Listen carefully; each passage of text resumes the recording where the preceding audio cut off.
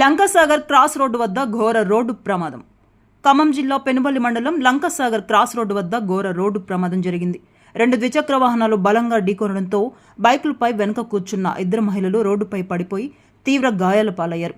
ప్రమాదాన్ని గమనించిన స్థానికులు వెంటనే స్పందించి క్షతగాత్రులకు ప్రాథమిక సహాయం అందించారు.